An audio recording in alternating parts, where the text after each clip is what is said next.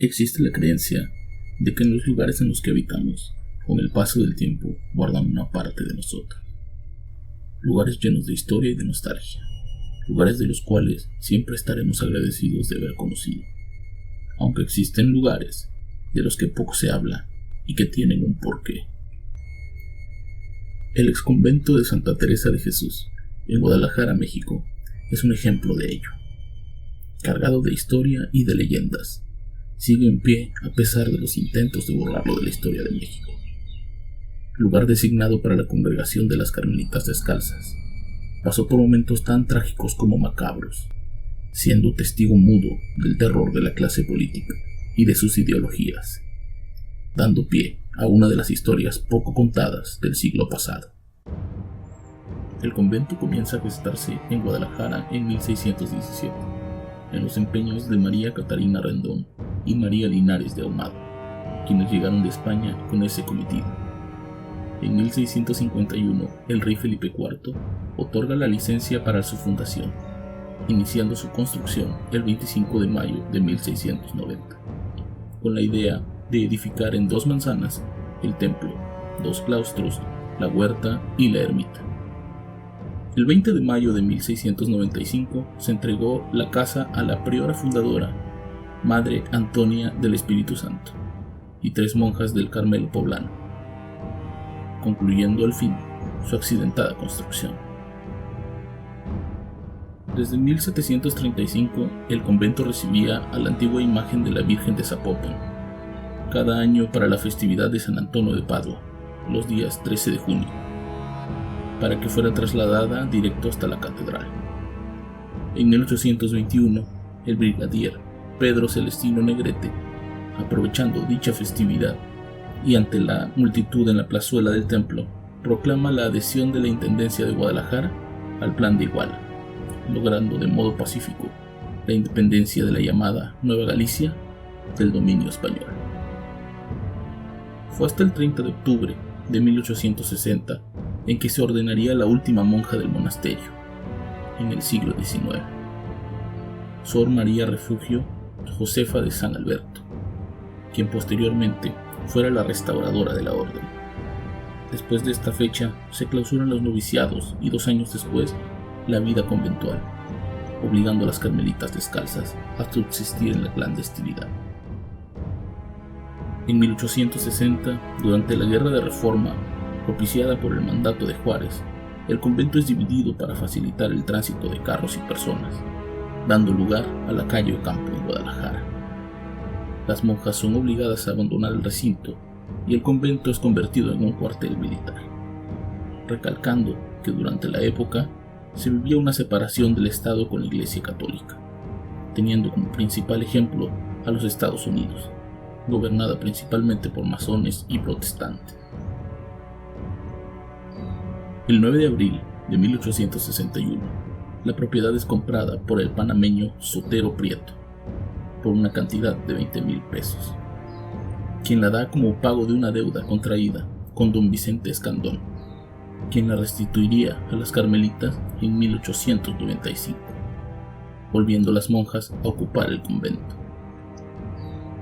Ellas lo ponen a nombre de su mayordomo, don Trinidad Berea y González Hermosillo, quien en un intento de disimularlo rodeó el convento de viviendas y locales comerciales, y de a poco sirvió, luego de la renovada racha anticlerical en 1914, bajo el mandato de Venustiano Carranza, época en la que son nuevamente obligadas a abandonar el edificio. 5 años después, recuperan el edificio solo para ser expulsadas nuevamente en 1926, esta vez durante el conflicto cristero y por órdenes del general Plutarco Elías Calles. Durante este periodo es que ocurren las peores atrocidades en contra de las monjas y en contra del lugar.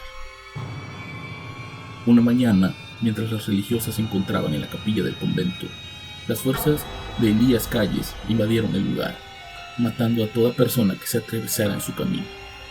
El convento era un lugar clave para el ejército y el gobierno, debido a su ubicación, pero era además uno de los lugares que aún resistían debido a la popularidad de las carmelitas.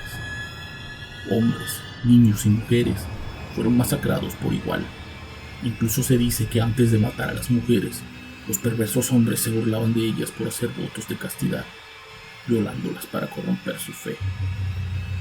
La gente intentó escapar por los túneles que conectaban al convento del Templo de Santa Teresa de Jesús, en el centro de la ciudad de Guadalajara, pero fue inútil. Los militares les dieron alcance, terminando con sus vidas de manera violenta. Con el paso de los meses, el lugar volvió a ser un cuartel y comenzó a caer en la ruina. Se dice que dentro de sus paredes ocurrían toda clase de actividades inmorales. Se mantenían esclavas algunas de las monjas para servirles como sirvientas y también como esclavas sexuales. Los cristeros capturados eran asesinados en el patio del lugar, ya sea por fusilamiento o presas de horribles torturas, que a la postre terminaban con su vida. Tanto los prisioneros como las monjas vivían en condiciones infrahumanas, encerrados por igual en las mazmorras del convento y contagiándose de enfermedades que uno a uno les fueron llevando a la muerte.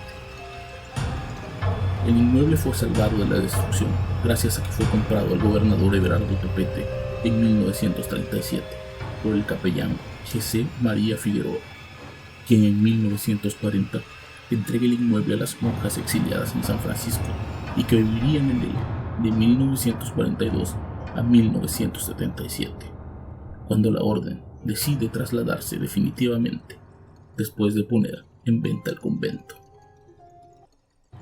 Con el paso de los años, el exconvento cambió de dueños, cambiando también su historia, tratando de olvidar los horribles actos que ahí se cometieron. Durante una de las tantas renovaciones y excavaciones, se pudo dar con un macabro hallazgo.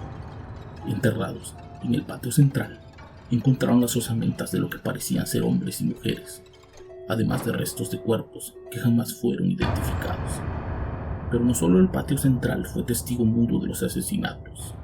Las paredes de la parte baja contenían también los restos de hombres que lucharon en el bando cristero y que eran emparedados para su fusilamiento.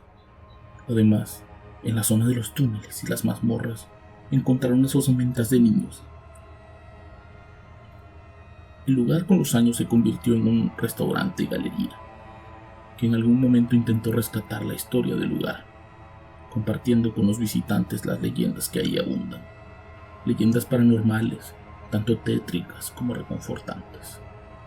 Leyendas que incluyen siempre las visiones de mujeres con vestidos blancos y velos negros, o historias de personas que escuchan el canto de las mujeres en la zona de los baños en la planta alta. Una de las leyendas más famosas del lugar ocurrió un 24 de diciembre. El restaurante estaba cerrado para que los empleados pudieran festejar la Nochebuena con sus familias. Todos se apresuraban a dejar limpio el lugar y acomodar todo el mobiliario, cuando de pronto alguien comenzó a escuchar voces de mujeres que entonaban el Ave María. De inmediato, el resto de los empleados comenzó a escuchar una tonada también, que provenía de la planta alta, justo de donde alguna vez fueron las habitaciones de las carmelitas descalzas, dejándolos con una sensación de miedo y tranquilidad a la vez. En múltiples ocasiones se llegaron a ver sombras de mujeres con sus ropas de la orden caminando entre los pasillos de la galería. Cruzaban de una habitación a otra para perderse en la oscuridad, pero la aparición más recurrente era la de un niño que jugaba con un cochecito de madera en el patio del exconvento. Algunos locatarios del lugar llegaron a ver al niño y era común que le dejaran cochecitos afuera de las galerías, como ofrenda para el espíritu que ahí habitaba. Historias y leyendas como estas acompañaron al lugar por años, hasta que en algún punto, por razones que siguen siendo poco claras, estas leyendas se dejaron de compartir. El acceso a los túneles y las mazmorras fue clausurado, y también el acceso a los baños de la segunda planta, donde ocurrían más eventos paranormales, dejando únicamente la planta del restaurante como el lugar al que podían acceder los visitantes. Al día de hoy, el inmueble ubicado en Donato Guerra, esquina con Pedro Moreno, en el centro histórico de la ciudad de Guadalajara, Jalisco, es usado como un lugar para eventos. Fue renovado una vez más, y de aquel lugar, donde en nombre de una ideología política se cometieron atroces actos, solo queda el recuerdo de que hubieron tiempos mejores, y que posiblemente, dentro de esas paredes, aún quedan las almas de aquellas mujeres mártires, cuidando el que alguna vez fue su hogar. Porque así como el exconvento de Santa Teresa, existen muchos lugares más, olvidados y esperando que se hable de ellos. Por lo cual estamos aquí, porque aquí se habla sin miedo. Buenas noches.